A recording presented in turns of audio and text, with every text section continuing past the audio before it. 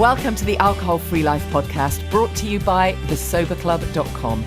I'm Janie Lee Grace. This is for you if you've quit the booze or you'd like to, or maybe you're just sober curious. I'll bring you tips and motivation without any judgment, and there'll be inspiration from experts, quit-lit authors, and sober heroes.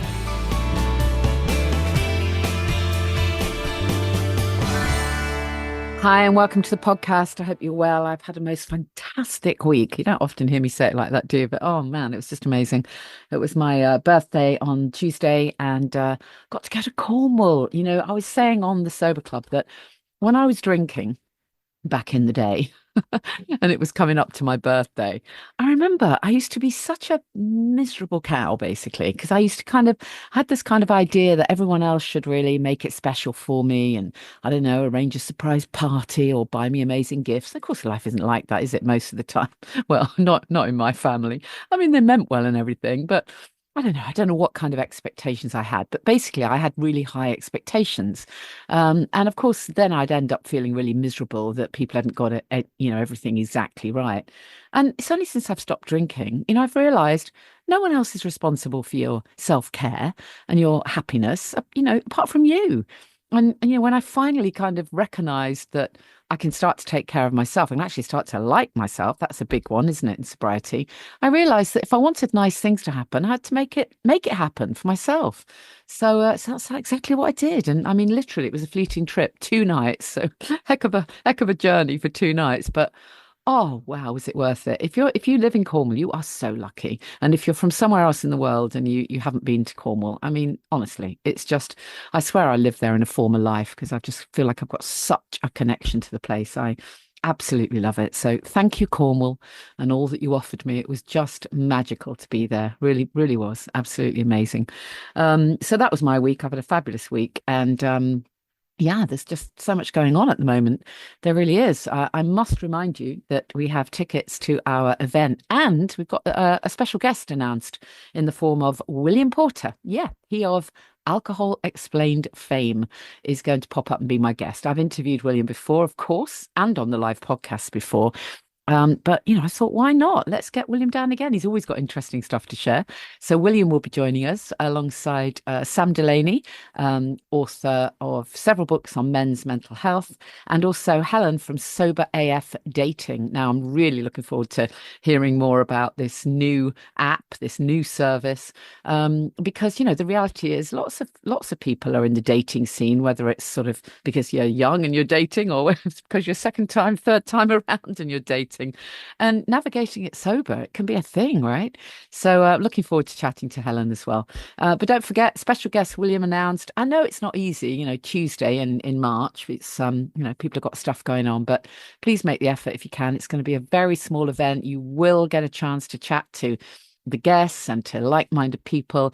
If you're a bit nervous of coming on your own, please don't be. Just message me, let me know you're coming on your own, and I'll absolutely make sure there's someone there to look after you. It's in Club Soda in London, of course. Your ticket includes an alcohol-free drink. They usually do a fabulous mocktail, and you can also get a percentage off any purchases on the night. So if you decide to go home with a stash of amazing alcohol-free drinks, you can do that as well. So Tuesday, 18th of March, please come if you can. If you go to thesoberclub.com/events, you'll see the details there, or you can just look at the show notes for this podcast.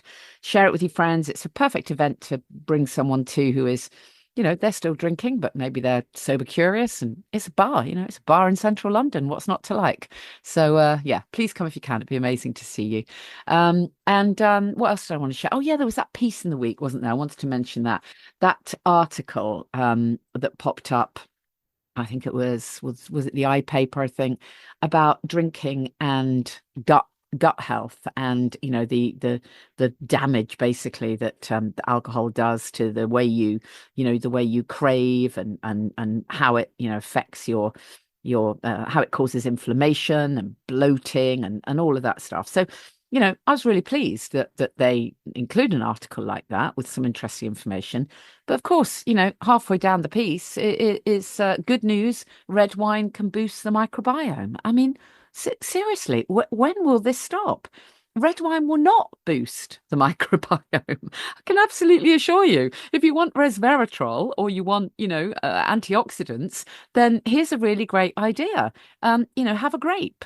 Or some grape juice, or many other amazing fruits and veg that have great antioxidant value. But to try to reduce the damage is, in my opinion, it's just bonkers.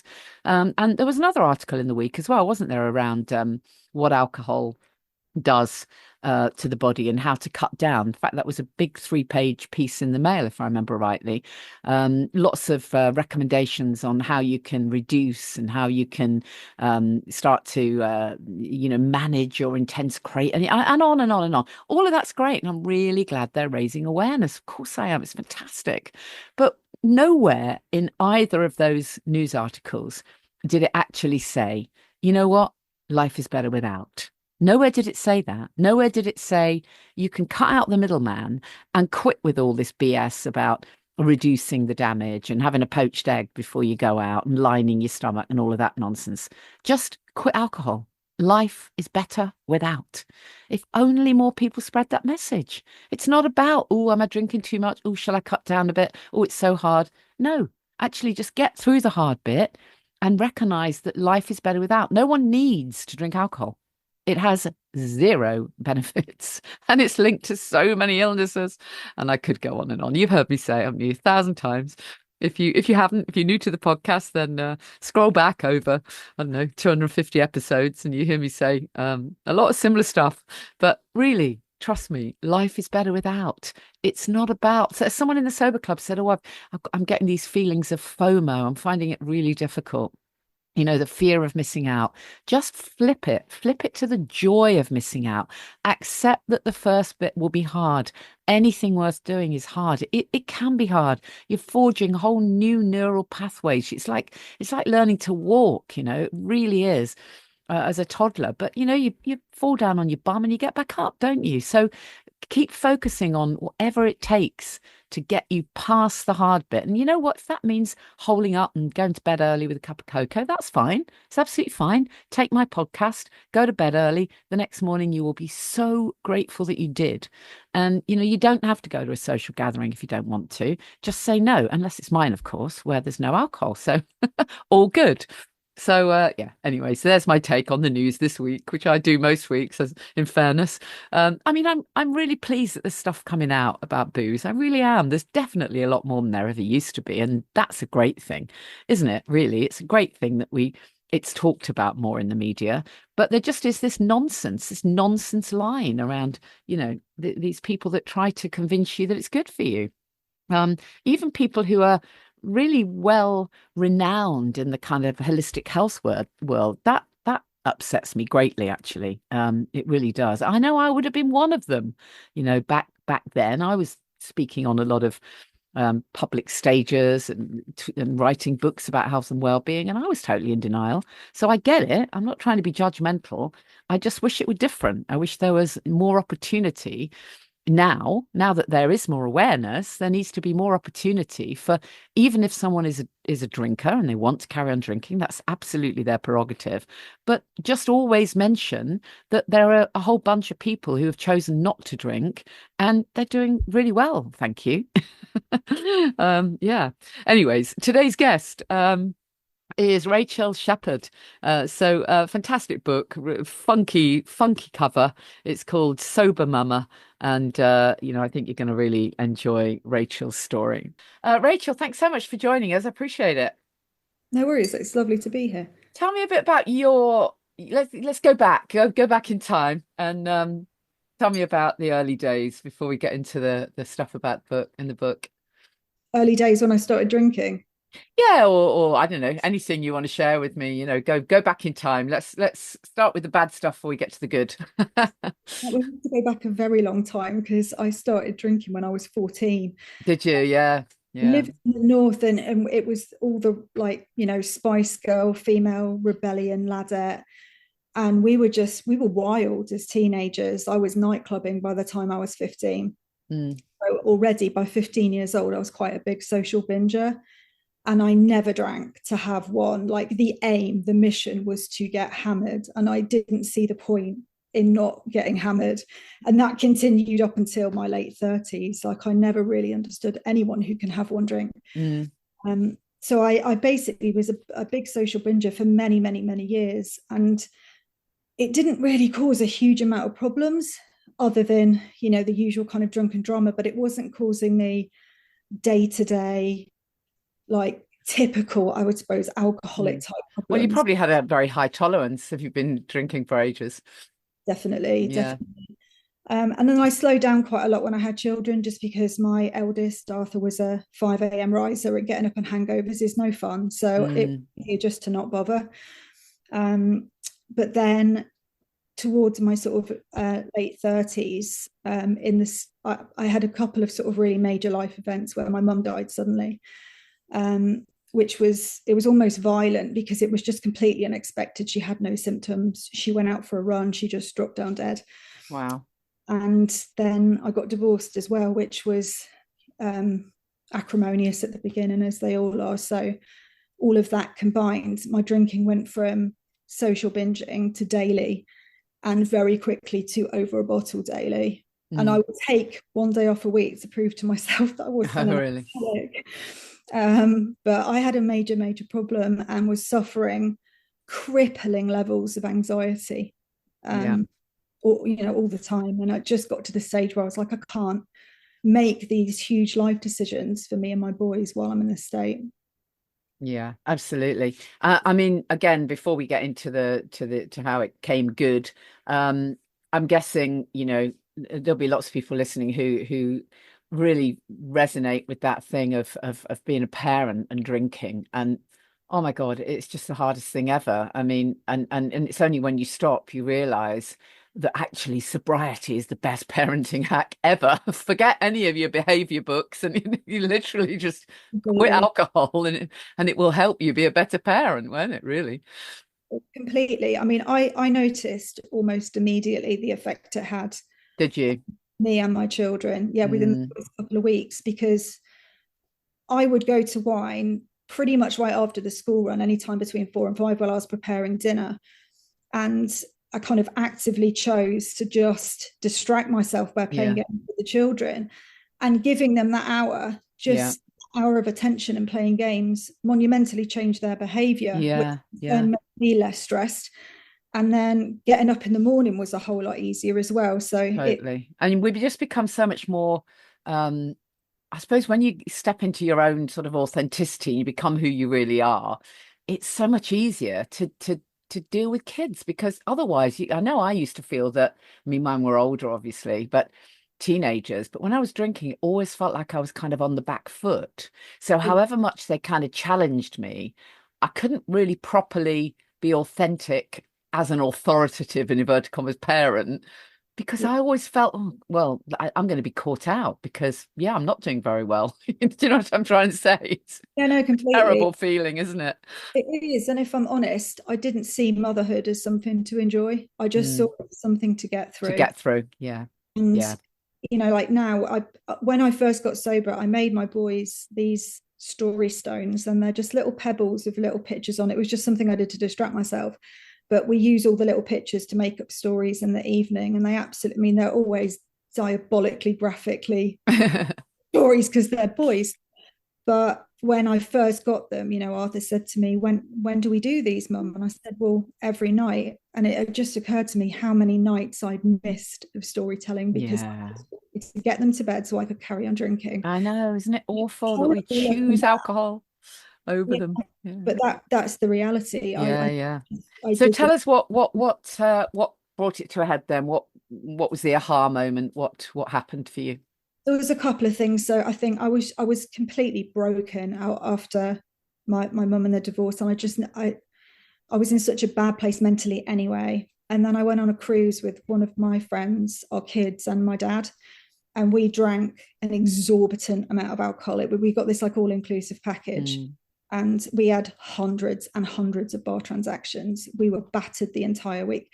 And we were starting at 10 in the morning. We were having like morning mimosas. And it was very clear to me in the morning that I wanted that morning drink. And of yeah. course, I was Yeah. on holiday, so it's completely acceptable.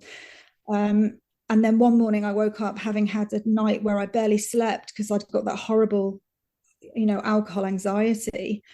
And I woke up and I stood in the mirror and looked at myself, and my hands were shaking. And it was a real moment of, yeah, that's undeniable. That's withdrawal. Yeah. That was a panic moment. And I thought to myself, I didn't think I was going to quit then. I thought I was going to have a hiatus from it when I got back. And then I took 5 days off sober and was feeling within 5 days just a million times better. But I was on my own in the house in the evening, and there was a bottle of red wine in the cupboard, and I was bored. So I had the bottle. And then that night, I wrote a journal entry that I read the next morning and hadn't remembered writing. Right. And right at the end, it said, "This does not feel good." And I don't know why that moment clicked, but I just thought, if I'm not enjoying this when I'm doing it, there really is no point in this anymore. Yeah. And that Yeah. was the moment that stuck. Yeah. Isn't it interesting when we finally um recognize that alcohol's controlling us? It's terrible, isn't it? It's a terrible shock to the system because we feel like we're probably relatively competent people, pretty good at doing stuff, and Yeah. suddenly you realize, oh my God, this is actually controlling me. It's a horror show. So what did you do? How did you get sober? How did you make it stick? So sort of in relation to that, it's not just the control for me, but just how little I knew about the substance, Yeah, what it does to the body. I mean, I just know. the basic thing, like I consider myself to be a bright, like a smart woman, and I had no clue that alcohol causes anxiety. No, How I I know. Isn't it incredible? We don't realize it's a depressant. We think it calms us down. We think it's our gift. yeah, I'd always Self-care. I always thought the only depressant was gin, because for some reason people always say, "Oh, it's gin that Mother's makes." ruin, they called it, didn't they? Yeah, Yeah. yeah. Mm. So all of these ridiculous myths that fly Yeah. around, I just started to read, and I mean, like I read everything I could get my Yeah. hands on. And the more I read and the more I realized I didn't know, I was astounded at how it's even legal, or and Yeah, exactly. how it's sold and marketed. And Yeah. Well, it's um, marketed to mums, isn't it? It's marketed to women and to mums, very much so. and all the mums around me, when I said, I think I need to quit drinking, were like, "Why? You've not got a problem. There's nothing wrong with you. You're not drinking in the morning." That was the general comment. Yeah, yeah, yeah. Drinking in the morning, you're fine. Yeah. uh, because it reflects on them as well. Like if Of you, course, you shine a light on them, they've don't got a you? problem. um Whereas, and I do think it's a major problem for a lot of people. But the problem with alcoholism is, until you come out and say you've got a problem, you've not got a problem. So Yeah. it's a lot easier to stay in denial, and then as soon as you do come out and say you've got a problem, everyone's like, "Oh, poor you." You get this Yeah, sort I know. Poor you. Someone said to me, "Oh dear, have you dried out yet?" of, Like as if I'd been in a skip, with my bottle of vodka. It's oh my God. yeah. But yeah, absolutely.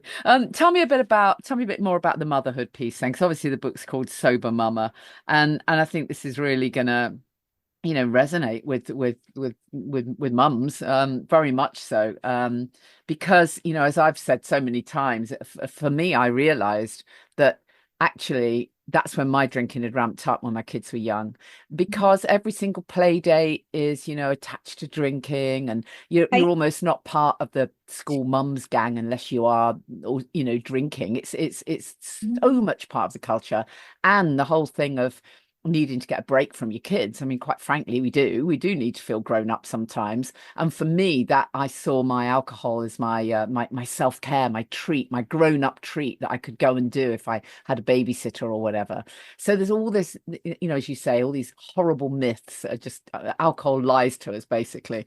So tell us a bit more about the whole sobriety and motherhood piece. I know you've got a whole chapter on it in the book.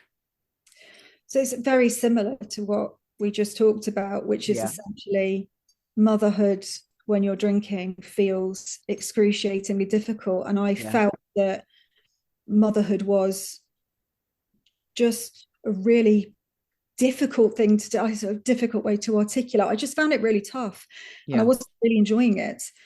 But it was the removal of alcohol that just made it so much easier. And the relationship I've got with my children now, and this is partially to do with quitting alcohol, but also being divorced. now I've got them on my own, it's that our relationship, you know, we talk so much. I communicate with them like they're little adults. It's Yeah, yeah, incredible the relationship we've got now, whereas our relationship when I was drinking was for me one of avoidance, which was just, oh, I need you to grow up and move yeah, house. yeah, uh, exactly. I just Yeah. I found it extremely difficult, and all, like I said, it was so quick. Within a couple of weeks of quitting, I was like, wow, is this what life is really like when you're not Yeah. waking up on the back burner every morning? Exactly. And also, of course, you're modeling fantastic behavior for them. That's not to say that kids, well, certainly for me, it wasn't a case of kids will never try a drink. It's more a case of they get to see that you still have life to go through. Life doesn't always instantly become perfect, but you don't need to reach for a drug to get through it. And that's an amazing bit of modeling, isn't it, right there? I mean, up until I quit drinking, I cannot, like they say that when you start drinking, that's when your emotional age stops. Yes, exactly. Yeah. So like our emotional intelligence. Yeah. Yeah, so I was basically 14 when I 14. Yeah, exactly. I Yeah. went Yeah. I through, was about 20. yeah, and I went through therapy, and I that's one of the major things I didn't expect was to learn about myself and Mm, what I want and what I don't want. And yeah. all those things were so elusive to me when I was drinking, because I think you can't really get to the core of who you are and what it No, is. you can't. You really can't. And also, I'm guessing that you would say that you've found, as so many people do, that you can actually start to like yourself. You can actually have that sense of self-esteem, which probably was completely elusive to you as well.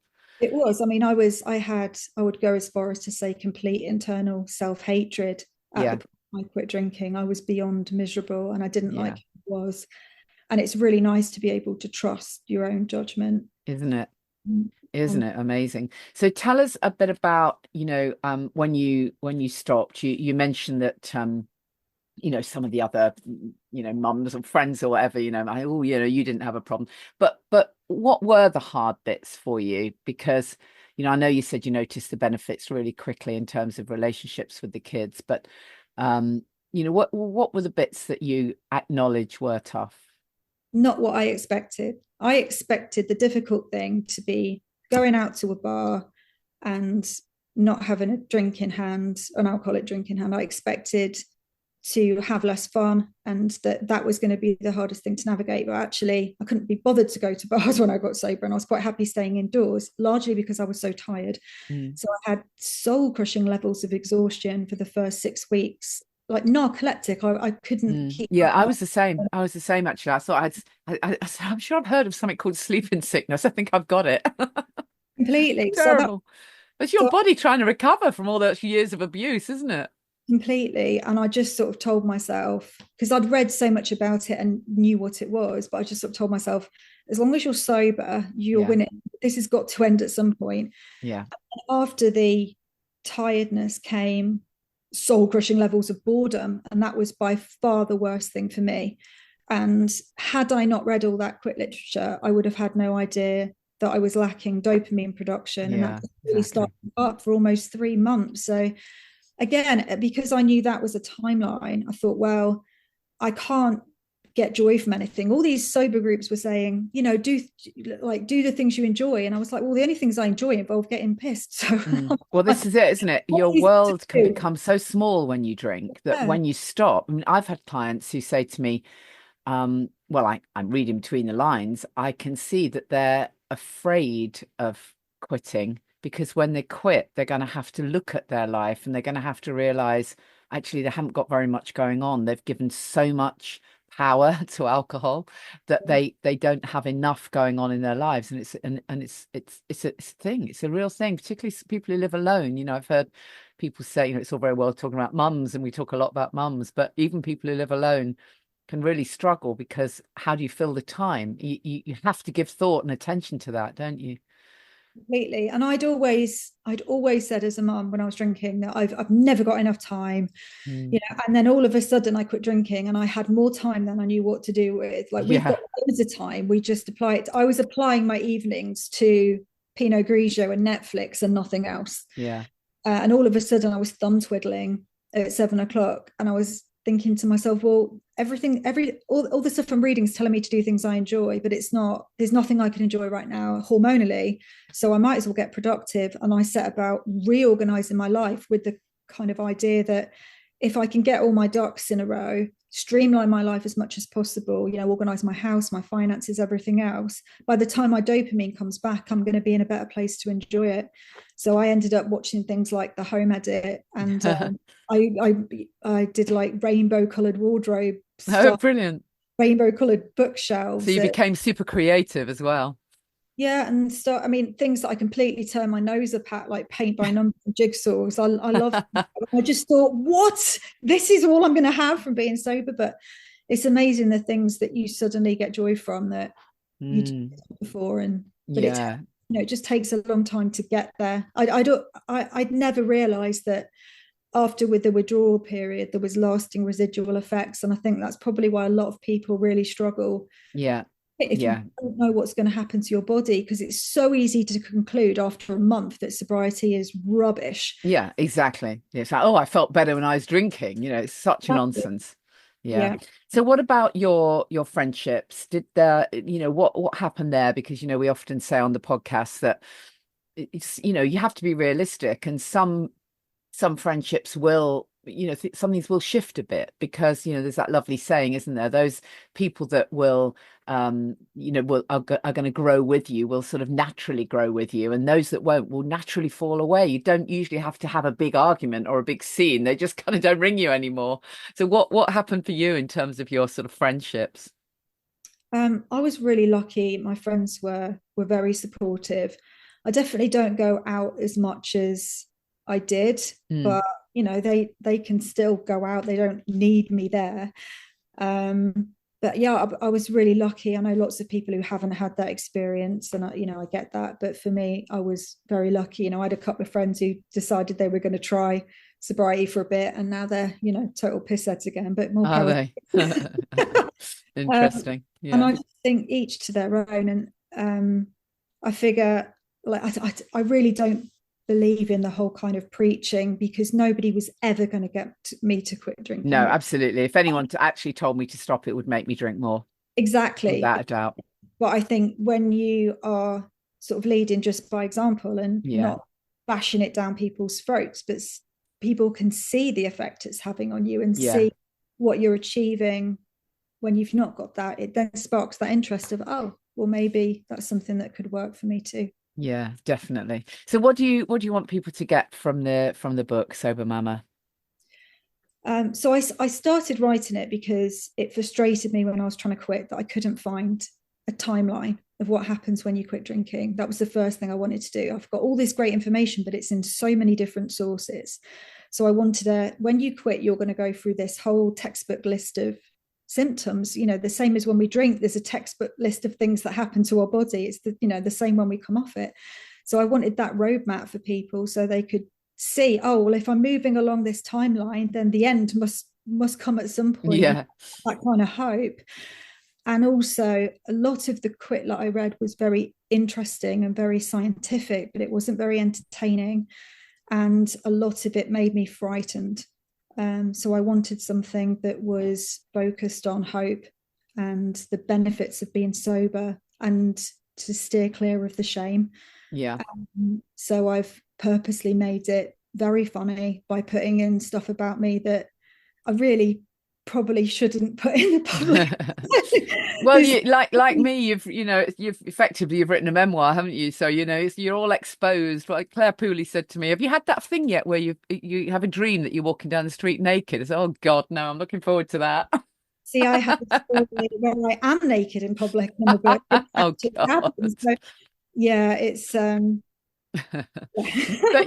But by being honest, you're going to help so many other people, and that's what's just great about it, isn't it? Really, that it really, there'll be a lot of mums pick this book up and it's like, oh my God, this is me, this is where I'm at, and I can see, if she can do it, well, maybe I can too.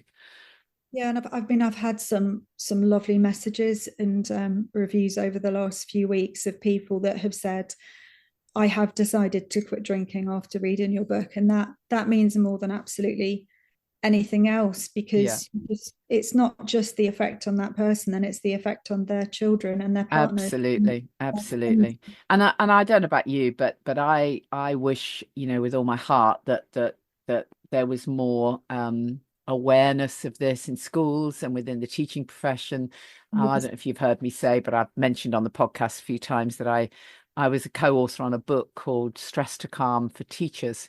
And as part of putting that book together, we interviewed a whole bunch of people from the teaching profession, teachers, teaching assistants, heads, all kinds. They were all anonymous. And I was literally, I was shocked. I was actually shocked. The responses made me cry, actually, in truth. I couldn't believe it. The levels of anxiety and stress that are going on behind the scenes in education are just unbelievable. And in nearly every case, they admitted that they were literally drinking to cope. They got the Sunday scaries and didn't want to go back to work on Monday, and they were literally drinking to cope. And if that's the kind of bedrock of a large part of the teaching profession, of the education system, what hope is there for kids? No, completely. And I mean, for me, it all goes back to the government. There's, the amount of talk there is at the minute about banning vapes and let's all be smoke free. Um, but there's never mention of alcohol because it's so heavily taxed. Yeah, it And makes them too so much much money. money off it. Absolutely. Actually, for anybody to say this is causing way more problems, the amount of acquisitive crime that's caused by it, domestic violence, Yeah. drug drive, and yet this is the one that's remaining legal. At least you're speaking, the only person you're harming is yourself. I say leave them to it. But alcohol ruins so many lives. Absolutely. Absolutely. You And know, and not only that, all the kind of the kind of research that comes out and all the news articles about how much you should or shouldn't drink. It's such BS. All of it drives me insane. All this, and I was talking about it last week on the podcast. This studies show that one glass a day lessens your risk of dementia and makes you healthier as you age. What are you talking about? Can you just actually stop? no, Have a grape, have a grape, for God's sake. exactly. They did a similar one about a glass of red wine is good for your heart. Yeah, nonsense. Basically, it like thins the blood for a tiny amount of time, but it also causes hypertension, it Yeah, I causes mean, heart if you attack. want the benefit, the only benefit is resveratrol, which you can find in grapes, right? Or antioxidants, which you wouldn't mix with poison. I've said it's the equivalent of somebody drowning, like grabbing hold of a life raft and then letting it go to drown because they've got the benefit of having a nice little swim first. Like Yeah, it's just yeah, lunacy. yeah, Yeah, literally. but I swallowed those articles when I was Oh, drinking. I did. I loved them. I held on to them. Oh, Definitely, drinking red wine's definitely. healthy. Well, if one glass is healthy, then two bottles must be great. Yeah, Like, yeah, yeah, it's so easy to suck that information in because it's what you want to hear. totally. But it's amazing, isn't it? When we finally ditch the booze and the scales come off and we can see it for what it really is. It's like, oh my God, rose-colored specks. It really is okay. I think Yeah, that's the cornerstone for me of quitting is just education, because yeah, once you know the truth and once you've read about it and digested that common sense, information, you can't go back. You can't unlearn that. yeah, yeah. And how old are your kids now? They're 7 and 10. All right. Oh, so still young. Fantastic. Well, I'm very jealous of you doing it soon. When doing it when your kids are young, that's my only regret is not doing it sooner. That I is mean, fantastic. So you get to be a proper, present mum. How amazing. it is, but it doesn't, it's not, I say this to quite a lot of people, it's still not some miraculous cure for motherhood. I still have No, days. of Like course. yesterday, I was stood upstairs and I heard this noise. And I ran downstairs to find my eldest trying to strangle my youngest. Yeah, yeah, And yeah, those are the moments where you're like, this yeah, is probably where I would have reached for a bottle of wine. But, yeah. But you know, the difference is, yeah, that stuff happens, and you will still be completely frazzled, obviously. But you're frazzled from a place of, okay, well, I need to find a way of dealing with this, and I will deal with it. and you'll come through the other side as well. And all of those moments pass through a lot quicker than if you just really made them worse, I suppose, by pouring They fuel on do. the fire. Yeah, completely. And I feel, Yeah. I think just generally calmer. If I get angry now, it's for a really good reason. Mm. I don't have the temper that I had. I was so No. like easy to wind up, whereas my tolerance is now pretty high. So if I'm angry, it's like I said, it's for a good reason. Yeah. And presumably also, you have seen the importance of properly taking care of yourself. Because again, as a mum, particularly, if you're a single mum, it can be really hard, can't it? And all of your life, every single minute of your life is taken up with dealing with the kids. But when you get sober, you recognize that, it's a horrible cliche, but you actually do have to put your own oxygen mask on first. You actually do, because otherwise you can't pour from an empty cup, and a million other cliches. But in other words, you do actually have to take a little bit of time out for yourself. Yeah, it's when I quit drinking, I was fairly newly separated. Right. So that really helped me because I went from having my kids 24/7 to suddenly having every other weekend Ah, off. so you had some time to yourself. Mm. That for me has been absolute gold dust because Yeah. that's the time I got to just kind of get my ducks in a row and get on top of things like just like laundry. Mm. And when I'd kind of got to grips with all that, then just the ability to go out and have an evening out for dinner and things that I didn't get to do all the time Yeah. when I was married. So there's a lot of freedom that came with that. And then to have that time to myself where all of a sudden I felt calmer and happier and could start really exploring what it is that I like to do. Because when I first quit and I didn't use an addiction coach. I used just a therapist. Mm. And she said to me, what do you want from your life? And it was such a Yeah. simple question for which I I had know. no answer. I Yeah, had I remember asking a few women that in one of the retreats I ran, and at least two of them burst into tears because they'd never even thought about that question. They can tell you what they want for their kids or their mum, but not for themselves.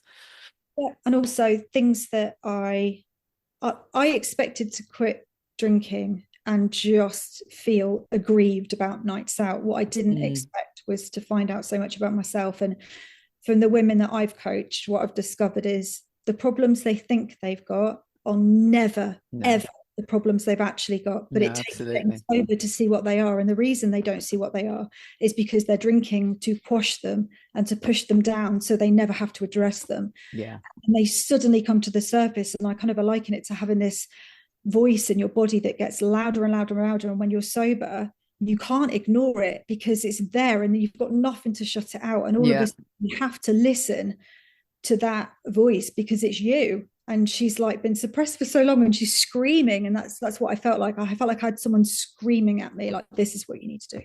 yeah, totally. Well, thank you so much for sharing your story with us, Rachel. I really appreciate it. All the best, lots of success for the books. Lovely, fun, bright book, Sober Mama, Rachel Shephard. Thank you so much for joining us. Thanks so much for having me. So just a reminder of that event, Tuesday, 18th of March at Club Soda in London. Special guest William Porter just announced alongside Sam Delaney and Helen from Sober AF Dating at Club Soda. To get your tickets for Tuesday, 18th of March, go to thesoberclub.com/events or just click on the show notes. Don't forget, the Sober Club is open for members. I don't do that thing that a lot of communities do where they close so that you can't get in, because I figure when you want to do this, you want to do it. So come on down and join us. There is so much there, a whole portal of amazing content. There's everything you need around nutrition, which trust me, you need in the early stages, and mindset and well-being and literally everything you can think of. And an amazing community, totally non-judgmental, totally supportive. It really is like a little lifeline. And it's just great to get messages from people who have been sober for years, actually, and they love being part of the Sober Club. But if you're day one or you've been sober for ages, you're very welcome, and come and meet some members at the event on the 18th of March. Also, just a quick mention, and again, I know this isn't for everybody, but just in case you are someone who has been sober for a while, and you've just been starting to have these thoughts around, oh, maybe my purpose in life is starting to come to the fore now. And actually, I really want to share my own experience, and I want to inspire others. It happens. It happens to a lot of people. And my with my coach training, you don't have to become a coach. It may be that you want to do this training to really properly lay the foundations for your own well-being, or you want to use the skills for some other kind of work. I had a message just recently from someone who just trained with me as a coach, and she was saying that the difference that it's made in her life in the regular work that she does is incredible, because she's able to use the skills that we cover on the coach training, and it makes so much difference to life generally, and to all the work that people do. So yeah. So anyways, just to mention that if you are interested in training to be a sober coach, our training is very holistic. We cover every single aspect of everything to do with holistic well-being, and obviously inspiring people to ditch the booze. It's the work is it's to equip you to work with those people who are grey area drinkers, who are drinking more than they want to. It's not to equip you to work with people at rock bottom.